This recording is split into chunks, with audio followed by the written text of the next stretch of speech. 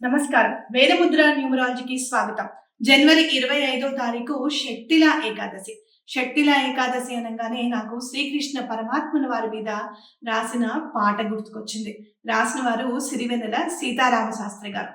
ఆయన రాసిన పాట ఔరా అమ్మకు చెల్ల, ఆలకించి నమ్మడమెల్ల. నిజమే కదా, అమ్మ అక్క చెల్లి ఇది విని మనం ఎలా నమ్ముతాం అసలు?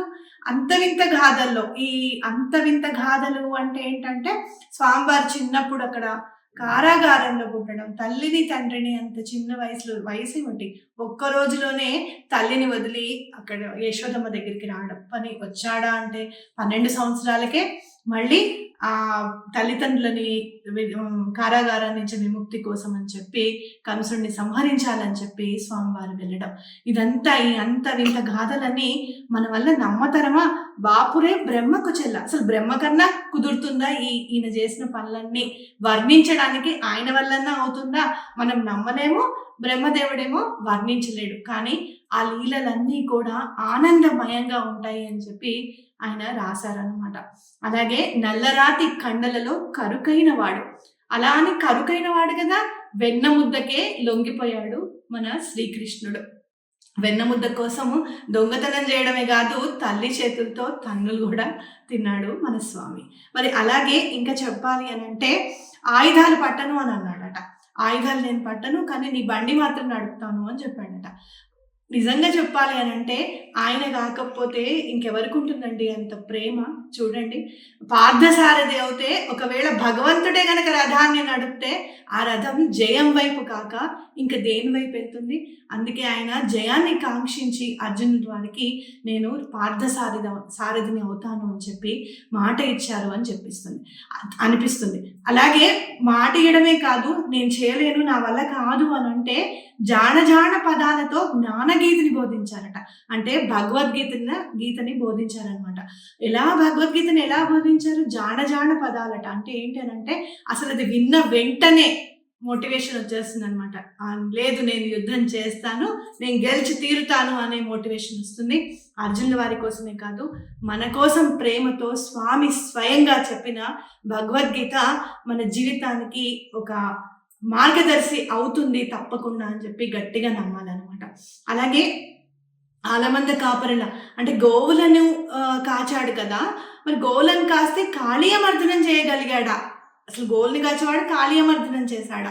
అలాగే కొండని ఎత్తాడు కదా, ఆ చిటికెను వేలతో కొండని ఎత్తాడు, కానీ మళ్ళీ తులసి దళానికి లొంగిపోయాడు స్వామివారు అనమాట.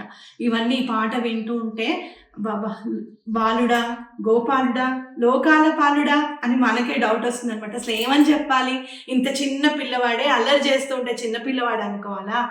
గోవులంతా చక్కగా కూర్చొని ఆయన వేణుగానంతో మైమరిపిస్తుంటే గోపాలుడు అని అనుకోవాలా? లేకపోతే ఇవన్నీ చేశాడు కాబట్టి లోకాలని పాలించేవాడు అనుకోవాలా? ఏమనుకోవాలో చెప్పనా? జగద్గురువు అనుకోవాలి. మనకి ఎలాంటి ప్రాబ్లమ్స్ ఉన్నా, ఎలాంటి ఈతి బాధలు ఉన్నా స్వామివారు తప్పకుండా మనల్ని రక్షిస్తారు, ఆ శ్రీకృష్ణ పరమాత్మ అని చెప్పి గట్టిగా నమ్మాలి. అదే ఈ షట్టిల ఏకాదశి కూడా మనకి చెప్తోందనమాట. ఆ రోజు పొద్దున్నే చక్కగా ఉపవాసం ఉండి ద్వాదశి నాడు పారణ చేస్తే, అలాగే ఉపవాసం ఉన్న రోజు ఏకాదశి నాడు మనం నువ్వులు గనక దానం చేస్తే చాలా మంచిది. ఆ నువ్వులు కిలోంపావు తగ్గకుండా ఎవరికైనా దానం చేయండి. అంత గనక శక్తి లేకపోతే గుప్పెడు నువ్వులైనా సరే దానం చేయండి. అలాగే ఎక్కడైనా హోమాలు గనక జరుగుతూ ఉంటే, యాగాలు జరుగుతూ ఉన్న ప్లేసెస్లో అంటే గుళ్ళల్లో కానివ్వండి, ఎక్కడైనా మధ్య అన్ని చోట్ల చక్కగా యజ్ఞం జరుగుతుంది, హోమాలు చేస్తున్నారు, అలా చేస్తూ ఉంటే గనక ఏవి హోమంలో వాడండి అని చెప్పి కూడా ఇవ్వండి అనమాట. చాలా మంచిది. ఈ షట్టిల ఏకాదశి నాడు చేస్తే గనక ఆహారం ఇవ్వకుండా యాచకుడిని ఆహారం ఇవ్వకుండా మహారాణి ఎక్కిరిస్తుంది అనమాట. ఆహారాన్ని అడుగుతున్నావు అని ఆవిడ అన్ని ఇచ్చేది కానీ ఆహారం మాత్రం దానం చేసేది కదట. శ్రీకృష్ణ పరమాత్మే మారువేషంలో వెళ్ళినా కూడా ఆహారం ఇవ్వలేదట.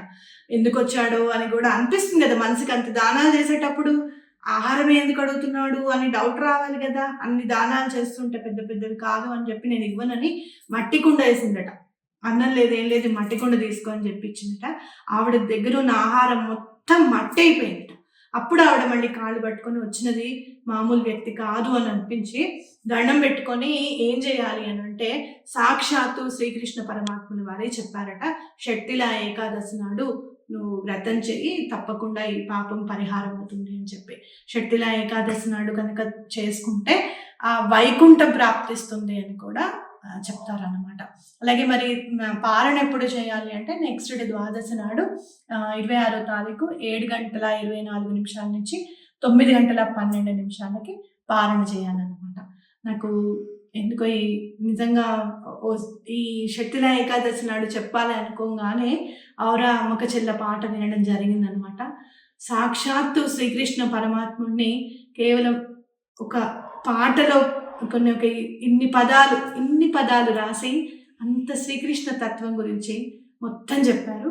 సిరివెన్నెల సీతారామ శాస్త్రి గారికి పాదాభివందనాలు. అలాగే గుర్తు చేసి స్వామివారు అది చెప్పాలి అనిపించిన స్ఫురణకి తీసుకొచ్చారు. ఆ దత్తాత్రేయ స్వామి వారికి కానీ అమ్మవారికి కానీ ఎప్పుడు కూడా రుణపడి ఉంటాను. మీరందరూ విన్నందుకు కూడా చాలా థ్యాంక్స్.